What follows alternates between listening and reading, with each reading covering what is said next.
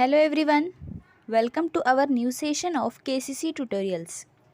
मुलांनो, आज आपण इयत्ता 10वीच्या इतिहास या पुस्तकातील 8वा पाठ पर्यटन आणि इतिहास शिकणार आहोत. व्हिडिओ स्टार्ट करण्याआधी एक रिक्वेस्ट आहे की आपल्याला जर आमचे व्हिडिओज आवडत असतील, त्याचा फायदा होत असेल तर याला जास्तीत जास्त लाईक, शेअर व कमेंट करा आणि आमच्या चॅनलला सबस्क्राईब करा. चला तर मग सुरू करूयात आपला पाठ पर्यटन आणि इतिहास. खूप इंटरेस्टिंग असा हा पाठ आहे. पर्यटन याविषयी आपण माहिती या पाठात घेणार आहोत. पर्यटनाची परंपरा काय आहे, त्याचे प्रकार काय आहेत, पर्यटनाचा विकास म्हणजे काय, ऐतिहासिक स्थळांचे जतन आणि संवर्धन कसं केलं जातं, पर्यटन आणि आतिथ्य क्षेत्रातील व्यावसायिक संधी काय आहेत, हे सुद्धा या पाठात आपण अभ्यासणार आहोत. पर्यटन म्हणजे काय, तर पर्यटन म्हणजे एखाद्या व्यक्तीने त्याच्या रोजच्या जीवनातील व्यस्त त्याचे दिवसभराचे जे काही कामं असतील, जे काही कार्यक्रम असतील, त्या कार्यक्रमातून मनोरंजनासाठी, अभ्यासासाठी किंवा आरोग्यासाठी, आराम मिळवण्यासाठी केलेला प्रवास म्हणजे पर्यटन होय. प्रवासासाठी बाहेर पडणे, भटकंती करणे, फिरणे, ज्ञान मिळवणे आणि मूळ ठिकाणी परत येणे, या पूर्ण क्रियेला पर्यटन असे म्हणतात. पर्यटन म्हणजे भ्रमंती करणे, ज्ञान मिळवणे, या सगळ्या गोष्टी पर्यटनामध्ये येतात. मग या पर्यटनाची परंपरा काय आहे ते आपण आता पाहूयात. आपल्या देशात पर्यटनाची परंपरा प्राचीन काळापासून चालू आहे. खूप आधीपासून आपल्या इथे पर्यटन आपल्याला आढळून येतं. तीर्थक्षेत्रांना भेट देणे, स्थानिक जत्रा यात्रांना जाणे, विद्याभ्यासासाठी दूरच्या प्रदेशात जाणे, व्यापारासाठी जाणे, या निमित्ताने पूर्वी पर्यटन घडून येत असे. सारांश स्वरूपात सांगायचे तर मानवाला खूप पूर्वीपासून फिरण्याची आवड आहे. खूप प्राचीन काळापासून ते आत्तापर्यंत आपण वर्तमान काळापर्यंत आपण पाहतो की पर्यटन हे सतत चालू आहे आणि खूप आधीपासून हे चालू आहे. वेगवेगळ्या ठिकाणचं जे नैसर्गिक, ऐतिहासिक आणि सांस्कृतिक सौंदर्य आहे, वैविध्य आहे आपल्या भारत देशामध्ये किंवा इतरही ठिकाणी, भारताबाहेरसुद्धा हे जे सगळं सौंदर्य आहे हे पाहण्यासाठी पर्यटक जात असतात आणि ते पर्यटन करत असतात. भारत देशाला तर इतका सुंदर असा निसर्ग लाभलेला आहे. वेगवेगळ्या खूप पर्यटन स्थळं भारतामध्ये आहेत. खूप प्रसिद्ध अशी पर्यटन स्थळं भारतामध्ये आहेत. ऐतिहासिक पर्यटन स्थळं आहेत, सांस्कृतिक आहेत, त्यानंतर भौगोलिक पर्यटन स्थळं आहेत. खूप सुंदर असा निसर्ग भारताला लाभलेला आहे. 7,500 किलोमीटर लांबीचा समुद्रकिनारा भारताला लाभलेला आहे. त्यानंतर नद्या, जंगले, वाळवंट असे वेगवेगळे नैसर्गिक ठिकाणं, भौगोलिक ठिकाणं भारतामध्ये आहेत पर्यटनासाठी. या सगळ्या गोष्टी आपण पाठात अभ्यासणारच आहोत. माहीत आहे का तुम्हाला, बौद्ध वाङ्मयात लोकांच्या उद्बोधनासाठी स्वतः गौतम बुद्धांनी भारतातील अनेक प्राचीन शहरांना भेटी दिल्याचे उल्लेख आहेत. गौतम बुद्धांनी बौद्ध धर्माचा प्रचार करण्यासाठी सर्व भारतभर भ्रमंती केली होती. बौद्ध भिक्खूंना सतत भ्रमण करत राहणे आवश्यक असे. तसेच जैन मुनी आणि साधू हेही सतत भ्रमण करत असत. हे आपल्याला माहिती आहे, आपण इतिहासामध्ये या गोष्टी शिकलेलो आहोत. इसवी सन 630 चीनी प्रवासी युआन श्वांग चीनमधून भारतात आला होता. युआन श्वांग हा चीनी प्रवासी भारतात आला होता. त्याने आपल्या इथलं जे विद्यापीठ आहे, नालंदा विद्यापीठ असेल, या सगळ्या विद्यापीठांचं आणि तेथील शास्त्रज्ञानाचं भरभरून कौतुक केलं होतं. मध्ययुगामध्ये संत नामदेव, संत एकनाथ, गुरु नानक देव, रामदास स्वामी हे सुद्धा भारत भ्रमण करत होते. या सगळ्या संतांनी त्यांच्याकडे जे ज्ञान आहे त्याचा प्रचार प्रसार करण्यासाठी सर्व भारतामध्ये ते फिरले होते. भारत भ्रमण त्यांनी केलं होतं. या सगळ्या गोष्टी आपण इतिहासामध्ये पाहिल्या आहेत. त्यानंतर पर्यटन आता आपण पाहणार आहोत. पर्यटन म्हणजे काय, दूरवरच्या स्थळांना विशिष्ट हेतूने भेट देण्यासाठी प्रवास करणे म्हणजे पर्यटन होय. मग हे हेतू वेगवेगळे असू शकतात, जसं की अभ्यास करण्यासाठी, मनोरंजनासाठी, आराम करण्यासाठी, रिलॅक्स होण्यासाठी किंवा आरोग्याला चांगलं व्हावं म्हणून. त्यानंतर मनोरंजनासाठी, वेगवेगळ्या कारणासाठी आपण प्रवास करतो. या प्रवासालाच पर्यटन असे म्हणतात. 19व्या शतकाच्या उत्तरार्धात थॉमस कुकने 600 लोकांची लिस्टर ते लाफबोरो अशी रेल्वे सहल आयोजित केली. पूर्व युरोपची भव्य वर्तुळाकार सहल यशस्वीपणे घडवून आणली. कुकनेच पर्यटक तिकिटे विकण्याचा एजन्सी व्यवसाय सुरू केला. यातूनच आधुनिक पर्यटन युग सुरू झाले. हा जो थॉमस कुक होता यांनी 600 लोकांची लिस्टर ते लाहोर अशी रेल्वे सहल आयोजित केली होती आणि पूर्ण युरोपची भव्य वर्तुळाकार सहल यशस्वीपणे त्याने घडवून आणली होती. आणि त्यानेच सुरुवातीला पर्यटक तिकिटे विकण्याचा एजन्सी व्यवसाय त्याने सुरू केला होता आणि तिथूनच मग पर्यटन युग सुरू झालं. पुढे आपल्याला पाहायचं आहे, माहीत आहे का तुम्हाला जगातील पहिला युरोपीय शोधक प्रवासी म्हणून बेंजामिन ट्युडेला प्रसिद्ध आहे. त्याचा जन्म स्पेनमध्ये झाला. 1159 ते 1173 दरम्यान त्याने फ्रान्स, जर्मनी, इटली, ग्रीस, सिरिया, अरबस्थान, इजिप्त, इराक, पर्शिया म्हणजेच इराण, भारत व चीन या देशांना भेटी दिल्या. या सर्व देशांना त्याने भेटी दिल्या. 1159 ते 1173 या वर्षांच्या दरम्यान त्याने या सर्व देशांना भेटी दिल्या. त्याने आपल्या प्रवासादरम्यानचे अनुभव दैनंदिनीमध्ये लिहिले आहे. दैनंदिनी म्हणजे रोजनिशी डायरीमध्ये त्याने आपले सर्व अनुभव, या प्रवासातील सर्व अनुभव, प्रवास वर्णनं लिहिली आहेत. ही दैनंदिनी इतिहासाचा महत्त्वाचा दस्तऐवज आहे असणारच, कारण या सगळ्या ज्या नोंदी आहेत ते त्या काळचा इतिहास आपल्याला वर्णन करतात किंवा त्या काळी राहणीमान कसं होतं, भौगोलिक परिस्थिती काय होती, वेगवेगळी कोणती ठिकाणं होती, या सगळ्या गोष्टी आपल्याला त्या दैनंदिनीमध्ये आपल्याला आढळून येतात. त्यामुळे त्यांनी जे हे प्रवास वर्णन लिहिलं आहे ते अत्यंत महत्त्वाचं दस्तऐवज आहे. त्यानंतर मार्को पोलो हा प्रवासी, याविषयी आपण पाहणार आहोत. मार्को पोलो कोण होता? 13व्या शतकातील मार्को पोलो हा इटालियन प्रवाशाने आशिया खंड आणि विशेषतः चीनची ओळख युरोपला करून दिली होती. तो 17 वर्षे चीनमध्ये राहिला होता. मार्को पोलो हा जो प्रवासी होता तो मंगोल साम्राज्याच्या काळात त्याने चीनला भेट दिली होती आणि परतीच्या वाटेवर मग त्याने भारत आणि इतर आशियाई देशांमध्ये तो फिरला होता. अरबस्थानमध्ये जाऊन तो मग त्याने पुन्हा वेनिसला तो गेला होता त्याच्या देशामध्ये. 17 वर्षे तो चीनमध्ये राहिला होता. आशियातील निसर्ग, समाजजीवन, सांस्कृतिक जीवन आणि व्यापार यांची ओळख त्याने जगाला करून दिली होती आणि यातूनच युरोप आणि आशिया यांच्यात संवाद आणि व्यापार सुरू झाला होता मार्को पोलो या प्रवासामुळे. आणि त्याने आपल्या भ्रमंतीचं जे प्रवास वर्णन आहे त्याच्यावर अनेक पुस्तके लिहिली आहे. आपल्या भ्रमंतीवर त्याने अनेक पुस्तके लिहिली आहेत. ही पुस्तके सुद्धा इतिहासाचा महत्त्वाचा दस्तऐवज आहेत. त्यानंतर इब्न बतूता, इस्लामी जगताची प्रदीर्घ सफर घडवून आणणारा 14व्या शतकातील प्रवासी म्हणजे इब्न बतूता. तो 30 वर्षे जग फिरत होता. इब्न बतूता हा 30 वर्षे जग फिरत होता. एकाच रस्त्याने 2 वेळा प्रवास करायचा नाही असे त्याचे धोरण होते. किती विशेष गोष्ट आहे. इब्न बतूताचं धोरण काय होतं की एकाच रस्त्याने 2 वेळा प्रवास करायचा नाही. सुलतान मेहमूद तुघलकाच्या काळात तो आला होता भारतामध्ये. मध्ययुगाचा इतिहास आणि समाजजीवन समजण्यासाठी बतूताचे लेखन खूप उपयोगी आहे. मध्ययुगाचा इतिहास त्याच्या लेखनातून आपल्याला आढळतो. त्यानंतर आहे गेरहार्ट मर्केटर. 16व्या शतकातील गेरहार्ट मर्केटर हा जगाचा नकाशा आणि पृथ्वीचा गोल बनवणारा नकाशा आरेखक म्हणून प्रसिद्ध आहे. पृथ्वीचा गोल नकाशा बनवला आहे याने आणि जगाचा नकाशा बनवणारा आरेखक म्हणून हा गेरहार्ट मर्केटर प्रसिद्ध आहे. भूगोलवेत्ता होता तो. त्याच्यामुळे युरोपातील शोध मोहिमांना गती मिळाली. जगातील जलमार्ग तसेच हवाई मार्ग दाखविणारे जे नकाशे आहेत, या नकाशांमध्ये जे मर्केटर प्रक्षेपण वापरलं जातं, या मर्केटर प्रक्षेपणाची जी नोंद आहे ती मर्केटर याने दिलेली एक देणगी आहे. मर्केटर प्रक्षेपण ही मर्केटरची भूगोलशास्त्राला दिलेली मोठी देणगी आहे, जे आजही वापरलं जातं. त्यानंतर पुढे आपण पाहणार आहोत, माहीत आहे का तुम्हाला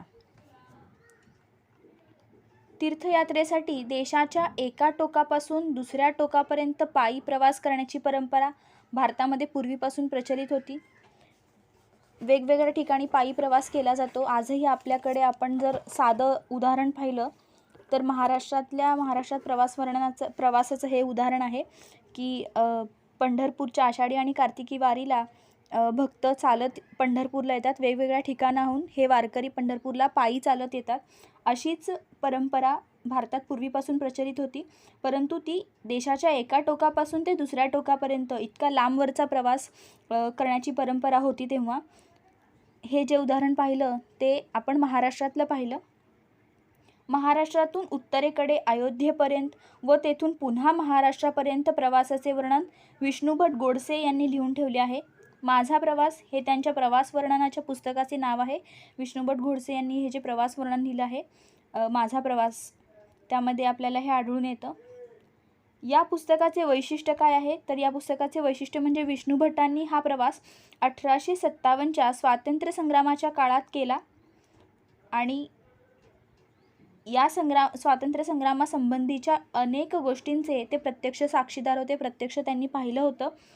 त्यामुळे या स्वातंत्र्य संग्रामाचे आणि विशेषतः राणी लक्ष्मीबाई यांच्या जीवनाविषयीचे अनेक तपशील आपल्याला त्या पुस्तकामधून समजतात. एवढेच नव्हे तर 18व्या शतकातील मराठी भाषेचे स्वरूपही आपल्याला समजते. हे पुस्तक तत्कालीन इतिहासाचे महत्त्वाचे साधन आहे. त्यानंतर पर्यटनाचे प्रकार आपण पाहणार आहोत. पर्यटनाचे अनेक प्रकार आहेत. ऐतिहासिक पर्यटन, धार्मिक पर्यटन, भौगोलिक पर्यटन, वेगवेगळे प्रकार आहेत. मग यामध्ये गिर्यारोहण, नौकाविहार, निसर्ग निरीक्षणासाठी केलेलं पर्यटन, वेगवेगळे प्रकार आपल्याला पर्यटनाचे पाहायला येतात. आधुनिक काळात पर्यटन हा एक स्वतंत्र असा स्थानिक, आंतरराज्यीय, राष्ट्रीय आणि आंतरराष्ट्रीय व्यवसाय झालेला आहे. देशातील व परदेशातील पुरातन वास्तू, पुरावस्तू, इतिहास प्रसिद्ध व निसर्गरम्य स्थळे, प्राचीन कलानिर्मितीची केंद्रे, तीर्थक्षेत्रे, औद्योगिक व इतर प्रकल्प इत्यादींना भेटी देणे ही पर्यटनामागील मुख्य प्रेरणा असते. एखादी व्यक्ती पर्यटन कशासाठी करते तर ज्ञान मिळवण्यासाठी, त्यानंतर या सगळ्या गोष्टी करण्यासाठी, जसे की पुरावस्तू, इतिहास प्रसिद्ध आणि निसर्गरम्य स्थळे पाहण्यासाठी, कलानिर्मितीची केंद्रे पाहण्यासाठी, तसेच महत्त्वाचं म्हणजे औद्योगिक आणि इतर प्रकल्प इत्यादींना भेटी देण्यासाठी, या सगळ्या गोष्टींसाठी पर्यटन केलं जातं. निसर्गनिर्मित आणि मानवनिर्मित गोष्टींमधील रम्यता व भव्यता यांचा प्रत्यक्ष अनुभव घेण्याची इच्छा जगभराच्या पर्यटकांना असते. त्यामुळे हिमशिखरे, समुद्रकिनारे, घनदाट जंगले असे उपेक्षित प्रदेश पर्यटनात आले. त्यांच्यावर दृकश्राव्य प्रसारमाध्यमातून कार्यक्रम तयार होऊ लागले. आजही वेगवेगळी पर्यटनाची जी स्थळं आहेत त्या ठिकाणाहून लाईव्ह शूटिंग किंवा तिथली माहिती देण्यासाठी असे वेगवेगळे कार्यक्रम दृकश्राव्य प्रसारमाध्यमातून आपल्याला दिसतात. टी व्हीवरती आपण ऐकतो, पाहतो. पर्यटनाचे स्थानिक, आंतरराज्यीय, आंतरराष्ट्रीय, धार्मिक, ऐतिहासिक, आरोग्यपूर्वक, विज्ञान, कृषी, नैमित्तिक, क्रीडा पर्यटन असे ढोबळमानाने प्रकार पडतात. हे सर्व पर्यटनाचे प्रकार आहेत. अत्यंत महत्त्वाचा पॉईंट आहे. पर्यटनाचे कोणते प्रकार पडतात तर स्थानिक, आंतरराज्यीय, आंतरराष्ट्रीय, धार्मिक, ऐतिहासिक, आरोग्यपूर्वक, विज्ञान, कृषी, नैमित्तिक आणि क्रीडा पर्यटन हे सर्व प्रकार पडतात. यातील प्रत्येक प्रकार आता आपण शिकणार आहोत, अभ्यासणार आहोत.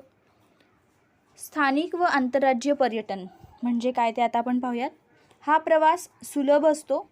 तो देशातल्या देशात असल्याने यात भाषा, चलन, कागदपत्रे यांचा फारसा अडथळा नसतो.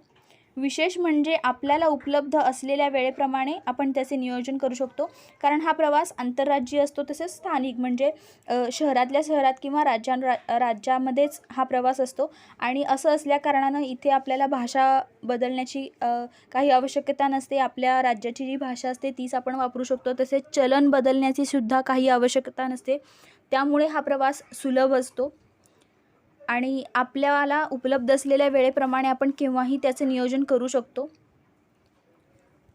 त्यानंतर आहे आंतरराष्ट्रीय पर्यटन. आंतरराष्ट्रीय पर्यटन हे आता खूप सोपे झाले आहे.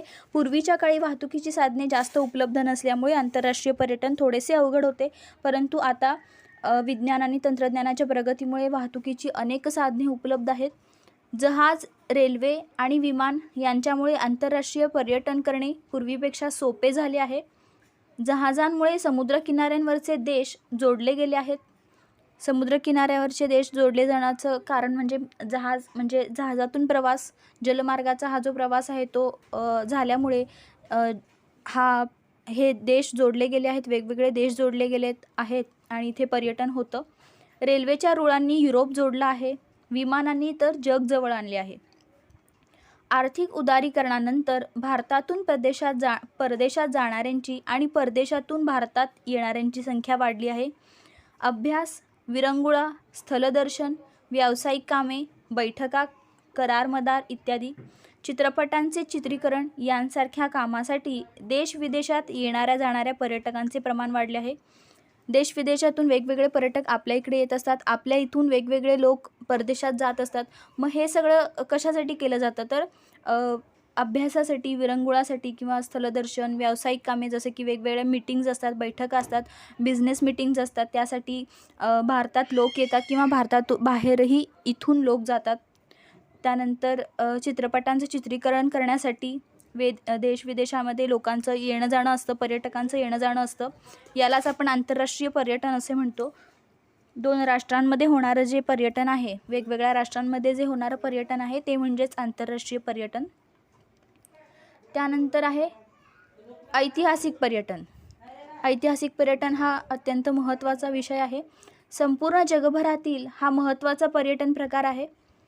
लोकांचे इतिहासाच्या संदर्भातील कुतूहल लक्षात घेऊन ऐतिहासिक पर्यटन सहलींचे आयोजन केले जाते. वेगवेगळ्या ठिकाणी आपण ऐतिहासिक सहलींचं आयोजन करतो, जसे की किल्ले असतील, स्मारके असतील, युद्धभूमी, राजधानीची ठिकाणे, हे सगळे काय आहेत? ऐतिहासिक ठिकाणं आहेत. या ठिकाणी सहलींचं आयोजन केलं जातं. महाराष्ट्रात छत्रपती शिवाजी महाराजांशी संबंधित असणाऱ्या किल्ल्यांवर दुर्ग अभ्यासक गोपाळ निळकंठ दांडेकर दुर्ग भ्रमण यात्रा आयोजित करत असतात. भारतीय पातळीवर राजस्थानातील किल्ले, महात्मा गांधी आणि आचार्य विनोबा भावे यांच्याशी संबंधित आश्रम, 1857च्या स्वातंत्र्य लढ्याशी संबंधित स्थळे अशाही ऐतिहासिक ठिकाणच्या सहली आयोजित केल्या जातात. वेगवेगळी ऐतिहासिक ठिकाणे आपल्या भारत देशामध्ये आहेत. अजिंठा आणि वेरूळची लेणी असतील, आग्र्याचा किल्ला असेल, ताजमहाल असेल, कोणार्कचं सूर्यमंदिर असेल, चोळ राजांच्या राज्यातील मंदिरं असतील जी तमिळनाडूमध्ये आहेत, कुतुब मिनार असेल, नालंदा विद्यापीठ, वेगवेगळी ऐतिहासिक ठिकाणं आहेत ज्या ठिकाणी सहली आयोजित केल्या जातात आणि तिथलं महत्त्व सांगितलं जातं. तिथलं पर्यटन हे महत्त्वाचं आहे, ऐतिहासिक पर्यटन. त्यानंतर आहे भौगोलिक पर्यटन. ज्याप्रमाणे ऐतिहासिक पर्यटन हे महत्त्वाचं आहे, त्याच पद्धतीने भौगोलिक पर्यटनसुद्धा तितकंच महत्त्वाचं आहे. यात विविध भौगोलिक वैशिष्ट्ये निरीक्षणासाठी पर्यटन केले जाते. अभयारण्ये, व्हॅली ऑफ फ्लॉवर्स उत्तराखंडमध्ये जे आहे, समुद्रकिनारे, भौगोलिक वैशिष्ट्यपूर्ण स्थळे उदाहरणार्थ लोणार सरोवर, निगोज येथील रांजणखळगे इत्यादी अनेक भौगोलिक स्थळे भारतामध्ये आहेत जी निसर्गरम्य आहेत. अशा ठिकाणी इत्यादींचा समावेश भौगोलिक पर्यटनामध्ये होतो.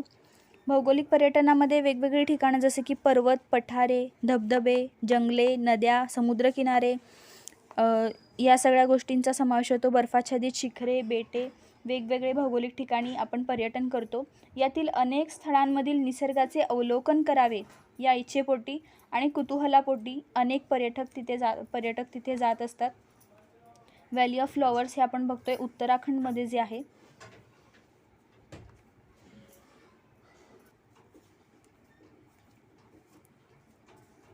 पूर्ण भारत देशामध्ये आपल्याला अशी अनेक ऐतिहासिक आणि भौगोलिक ठिकाणं सापडतील जी अत्यंत निसर्गरम्य आहेत, सुंदर आहेत. पूर्वी पर्यटनाचं स्वरूप हे मर्यादित होतं, कारण तितकीशी वाहतुकीची साधने तेव्हा उपलब्ध नव्हती आणि त्यामुळे असं मर्यादित स्वरूपाचं पर्यटन होतं. परंतु आता वाहतुकीची अनेक साधने उपलब्ध आहेत. विज्ञान आणि तंत्रज्ञानाने भरपूर प्रगती केली आहे आणि विज्ञान आणि तंत्रज्ञानाच्या वेगवेगळ्या शोधांमुळे जग जवळ आलं आहे आणि त्यामुळे पर्यटनाचं हे जे क्षेत्र आहे ते खूप व्यापक बनलं आहे. पर्यटनाचं स्वरूप खूप व्यापक बनलं आहे. भरपूर प्रमाणात पर्यटन आता होतं. अशा पद्धतीने इथंपर्यंतचा भाग आपण या व्हिडिओमध्ये शिकणार आहोत. इथंपर्यंतचा भाग आपण या व्हिडिओमध्ये पाहणार आहोत. उर्वरित भाग आपण पुढील व्हिडिओमध्ये शिकूयात. आपल्याला जर हा व्हिडिओ आवडला असेल तर याला जास्तीत जास्त लाईक, शेअर व कमेंट करा आणि आमच्या चॅनलला सबस्क्राईब करा. And thank you for watching our videos. Good bye.